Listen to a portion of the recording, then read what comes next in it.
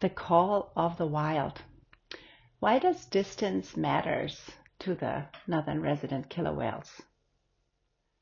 Welcome to the Call of the Wild, the podcast where we explore the incredible world of marine life and our deep, sometimes problematic fascination with it. I'm your Orca pal Sandra, and today we're diving into the waters of Vancouver Island to talk about one of the most powerful apex predators on the planet, the northern resident killer whales.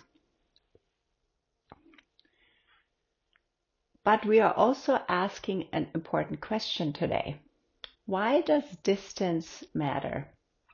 And why, despite all logic, are humans so drawn to getting as close as possible to these magnificent creatures?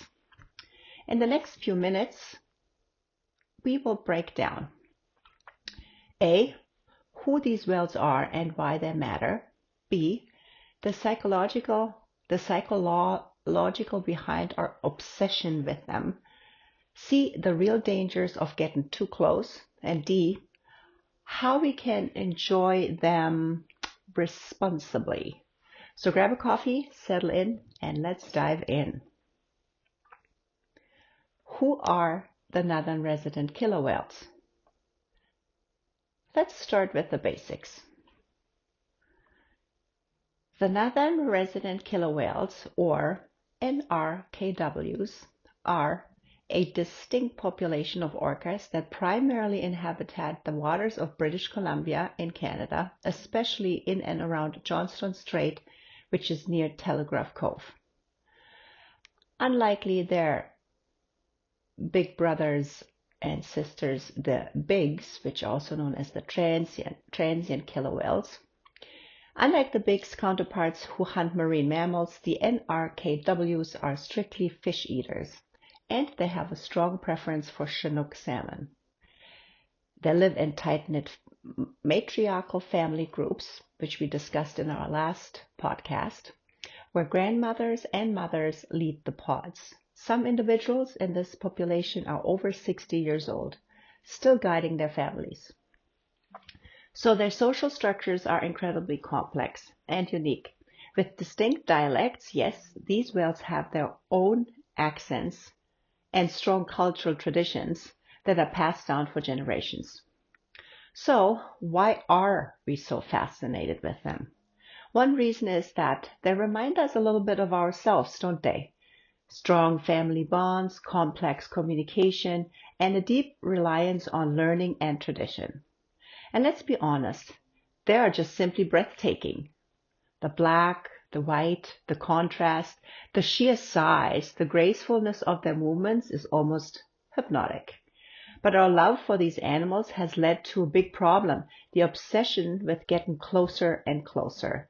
And I can't believe sometimes how much my feed gets flooded with people getting so close to them that they literally could touch a killer whale.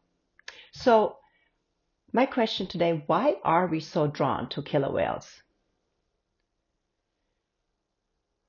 Why do humans feel the need to push boundaries and get as close as possible to these whales?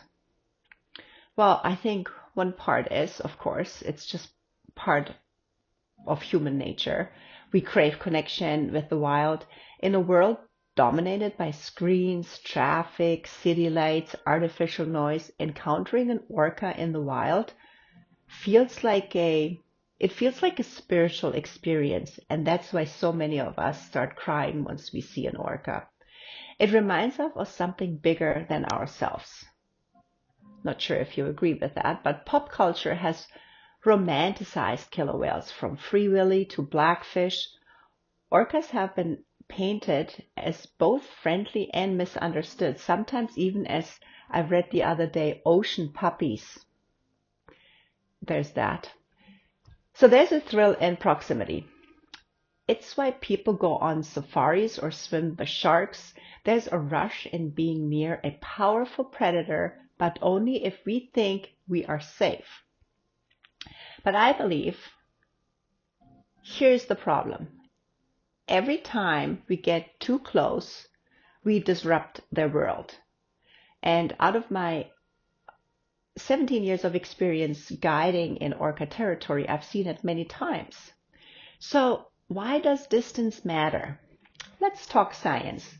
When humans and boats get too close, we simply interrupt key behaviors, especially feeding and communication. Like, for example, boat noise interferes with echolocation. Killer whales use echolocation to find their food, we all know that, and to communicate. Boat engines create underwater noise pollution, making it harder for whales to hunt.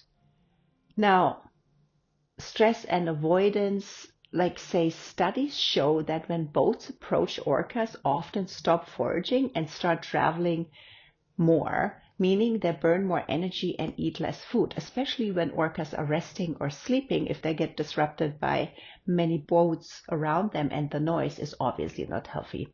And of course, we all know the risk of collisions. Despite best intentions, boats can and do hit whales. Even kayakers can get too close and force a whale to change direction, interrupting feeding or resting patterns. And of course, a heartbreaking scenario would be mother-calf separation. Whales with young calves are particularly vulnerable. A loud boat can cause the mother and calf to lose track of each other, leading to dangerous separations.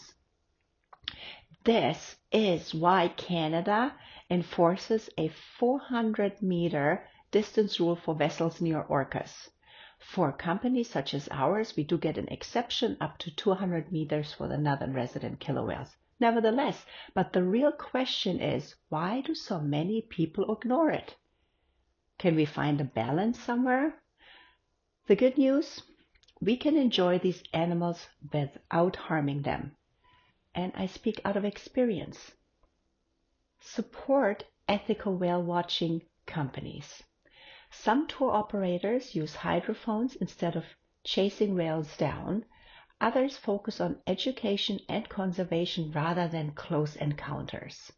Choose companies that have many years of experience and are actually registered in Canada.